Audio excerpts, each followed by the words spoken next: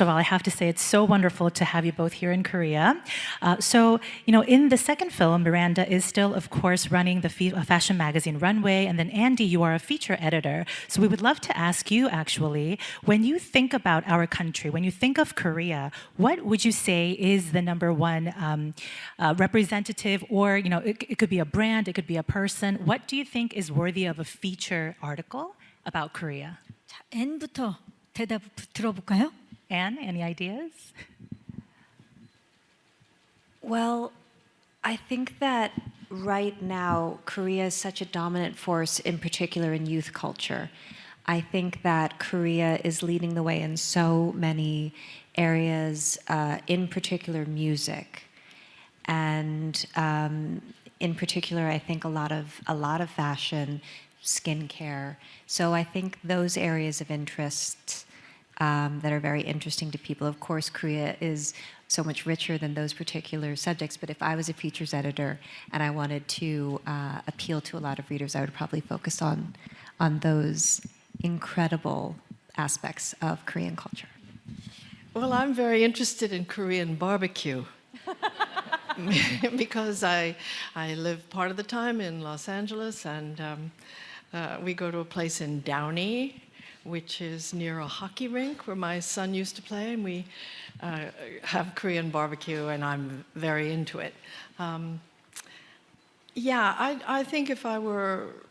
I completely agree with everything you said about what comes to us in the press in the United States is youth culture. I have 6 grandchildren. They all know every word of K-pop Demon Hunters, all the songs. They're very influenced by K-culture right now.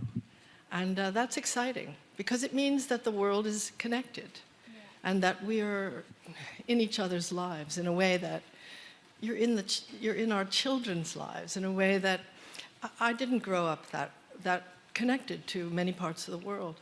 And it's a good lesson that we are connected and we all depend on each other. May I add one thing to that? Yeah, sure. I mean, we would be remiss if we didn't say that would be who we were if we were fashion editors, but considering that we're actresses, I think we would just want to come and interview so many directors. I think we would want to come and interview Director Park and Director Bong, and so I just had to mention that. Yeah. I have 2 questions, and they are, again, for the both of you. So it's been 20 years since the first film came out, and it's wonderful to see just how incredibly beautiful you both women are. And it doesn't feel like, a day has passed since the first film. So many of us have been eagerly waiting for the second story, and it took quite a long time. My first question is, are there any particular elements about the story in the second film that is only possible to tell because it's 2026? And then the second question is, what does The Devil Wears Prada mean to the both of you?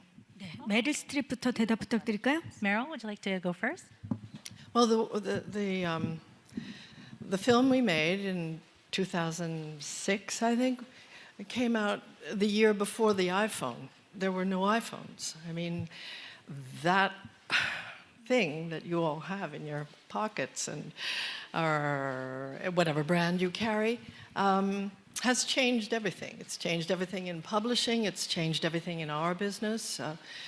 And so our business has become atomized, and we're all sort of in a shifting landscape of how to maintain the financial world in the face of these challenges.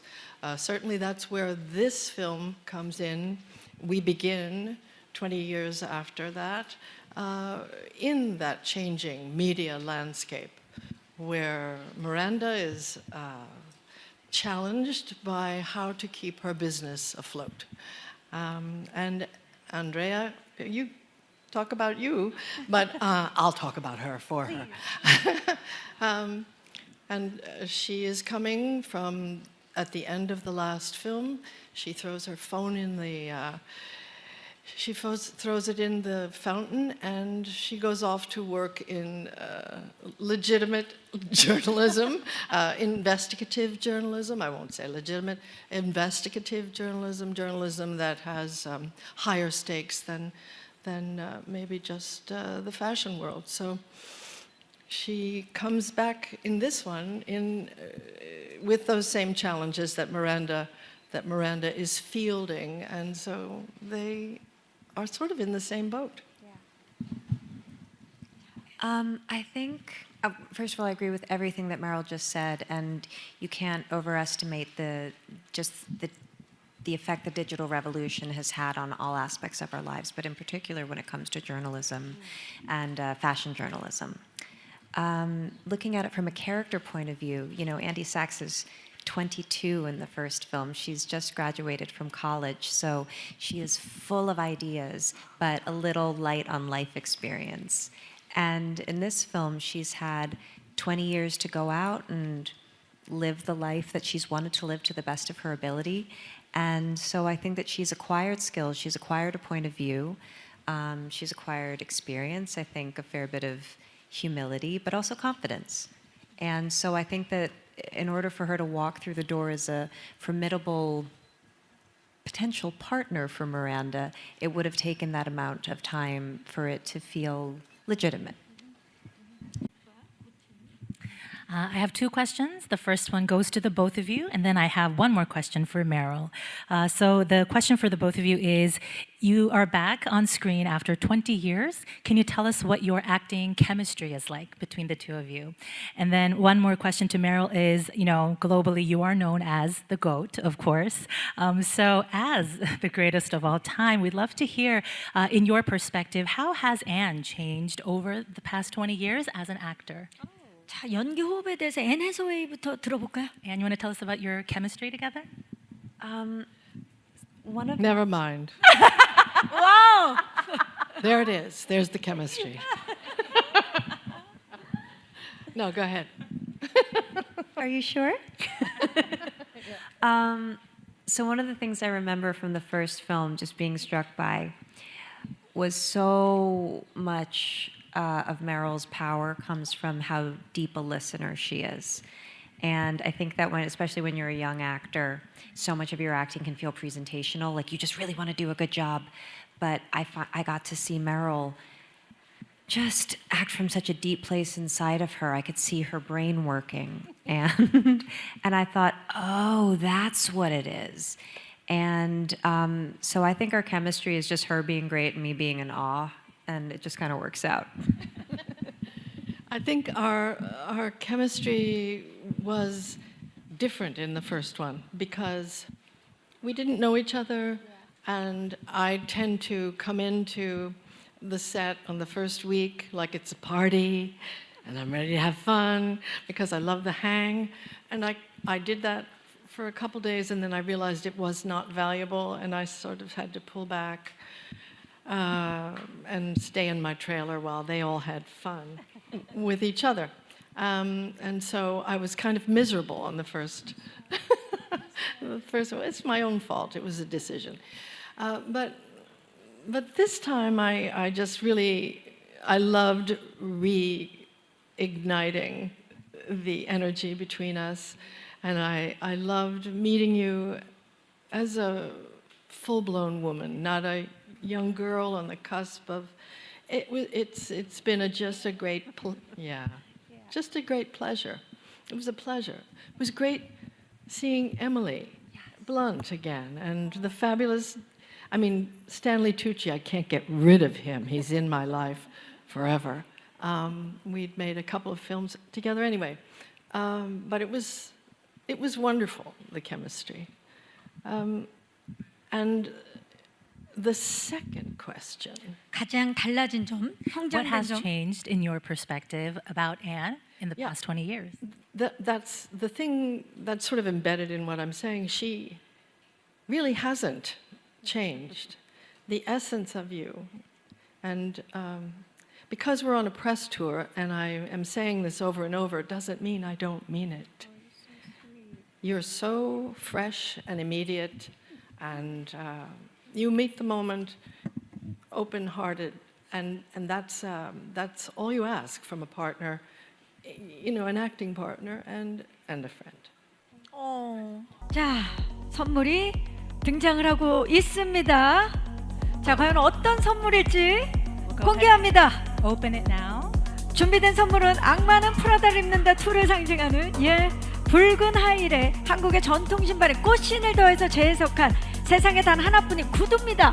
So these shoes are a reinterpretation of the iconic red heel in the traditional Korean 꽃신 style, which means flower shoes. 자, These are the only two pairs in the world. 앞쪽을 한번 봐주시겠어요? Can you go ahead and look at the center of the room? The camera. Can we get the cameras on the right as well? Right side. Thank you. 자, 그러면 이제 꽃신은 의자 위에 올려주시고요. All right, thank you. You can leave the shoes on your chairs and we'll bring them back later. 마이크를. It's yours. 네. 자, 마이크를 들고 소감을 한번 여쭤볼까요? Before we leave the stage, could we just ask you to have your mics one more time to say your final goodbyes to the press today? 어떠세요? 마음에 드세요? Also tell us, how do you like the shoes? Oh, they're astonishing. I hope they fit. I always like a little height, you know. There you go.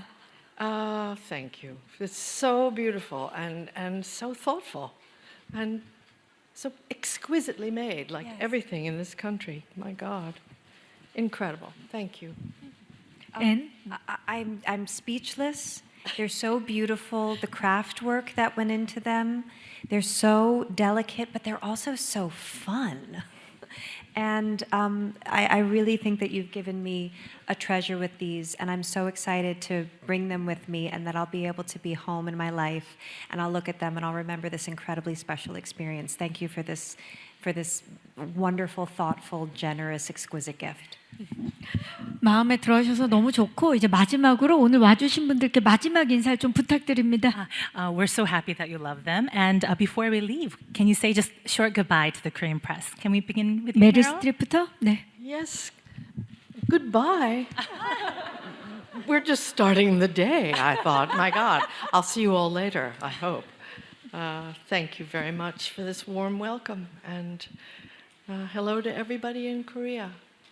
We're so glad to be here. Thank you.